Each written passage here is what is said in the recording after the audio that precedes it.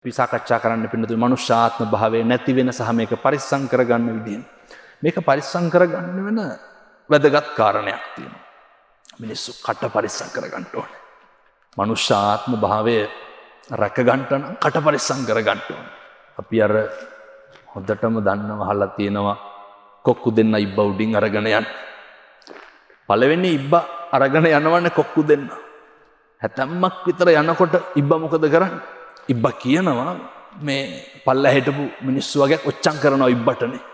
ඉබ්බේ කුඩි යනවා කියනවා. ඊට පස්සේ ඉබ්බ අර මිනිස්සුන්ට දොස් කියනවා. ඉබ්බ වැටිලා මැරෙනවා. දෙවෙනි ඉබ්බත් ඒ විදිහටම අරගෙන යනවා. මේක බොහොම හරි අටලෝ දහම ගැන උගන්වන හරි අපූර්ව පාඩම්. දෙවෙනි ඉබ්බ උඩින් අරගෙන යනකොට අයත් මිනිස්සු කෑ ගහනවා. ඉබ්බ තව ටිකක් අර කෝටුව හයියෙන් අල්ල ගන්නවා. හැතැම්මක් විතර ගිහිල්ලා ඉබ්බ අහනවා කොක්කුන්ගෙන් යාළුවනේ මං හොඳයි නේද කියලා.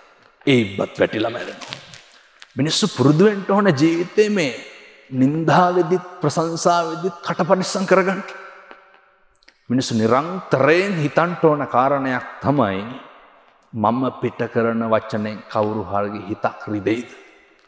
කවුරු හරි මිනිස්සෙකුට අගතියක් සිද්ධ වෙයිද කියන එක මිනිස්සු නිරන්තරයෙන් කල්පනා කරන්න ඕනේ. මේ සතිය පිහිටුවගෙන වැඩ කරනවා නම් අපේ පින්නතුන්ට බොහොම අපූර්වට පුළුවන් කාලෙකින් හම්බෙච්ච මනුෂ්‍යාත්භාවය මේක ආරක්ෂා කරගන්න.